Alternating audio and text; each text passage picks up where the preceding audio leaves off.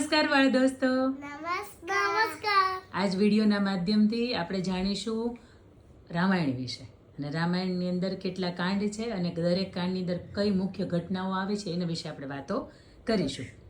સૌથી પહેલા તો રામાયણની અંદર કેટલા કાંડ છે? 7. કેટલા? 7 કાંડ. 7 કાંડમાંથી સૌથી પહેલા કાંડનું નામ છે બાલકાંડ. શું? બાલકાંડની અંદર પ્રભુ શ્રી રામ નાના હતા, એનો જન્મ થયો અને એનો અભ્યાસ છે ને એના વિશેની વાતો છે. એના પછીનો બીજો કાંડ કે જેનું નામ છે અયોધ્યાકાંડ. શું છે?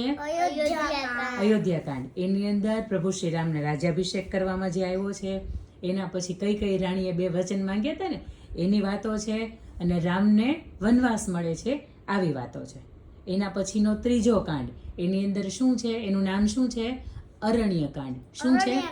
અરણ્યકાંડ. તો એમાં રામજી જે છે એ વનવાસની અંદર ગયા તો સીતાજીને કોણ લઈ ગયું હતું?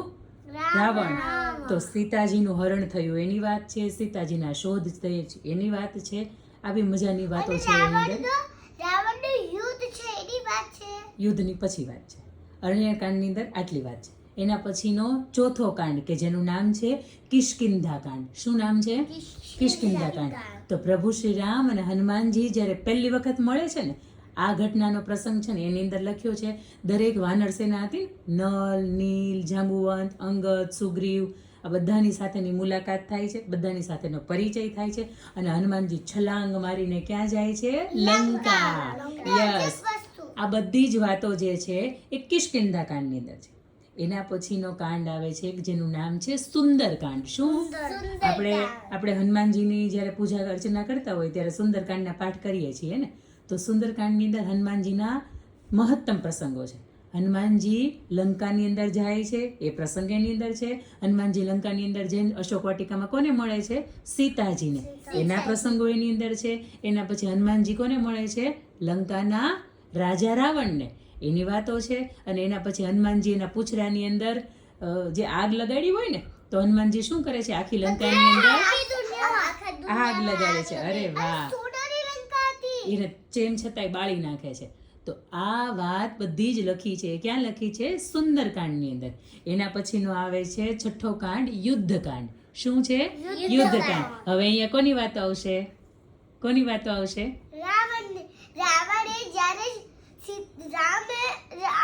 સીતાને છોડ્યો નહીં ને, એટલે રામે એનો વધ કર્યો તો. યસ, સીતાજીને એને છોડ્યા નહીં એટલે પ્રભુ શ્રી રામે કોને માર્યા? રાવણને માર્યો. એ વાત એની અંદર આવે છે. રાવણને માર્યા પછી અધર્મ જે હતો ને એનો નાશ કરી દીધો. રાક્ષસ કુળ જે હતું ને એનો નાશ થઈ ગયો. પછી એને રાજ્ય કોને સોંપ્યું? વિભીષણને રાજ્ય સોંપ્યું. અને પછી લંકાનો વિજય મેળવીને પ્રભુ શ્રી રામ ક્યાં આવ્યા? જાનકીજી અને લક્ષ્મણજીની સાથે અયોધ્યાની અંદર આવ્યા.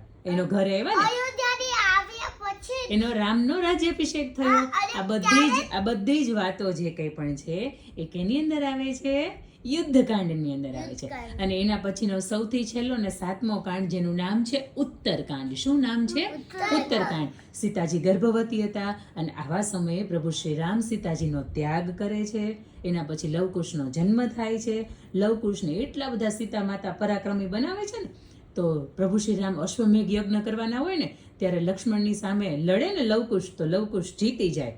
અને પછી સીતાજીની અગ્નિ પરીક્ષા અને પ્રભુ શ્રી રામનું સ્વર્ગારોહણની વાતો જે કંઈ પણ છે એ ઉત્તરકાંડની અંદર લખી છે. સૌથી પહેલો કાંડ બાલકાંડ, એના પછીનો બીજો કાંડ અયોધ્યાકાંડ, ત્રીજો કાંડ અરણ્યકાંડ, ચોથો કાંડ કિષ્કિંધાકાંડ, 5મો કાંડ સુંદરકાંડ, છઠ્ઠો કાંડ યુદ્ધકાંડ અને 7મો કાંડ ઉત્તરકાંડ. આખી રામાયણ પૂરી.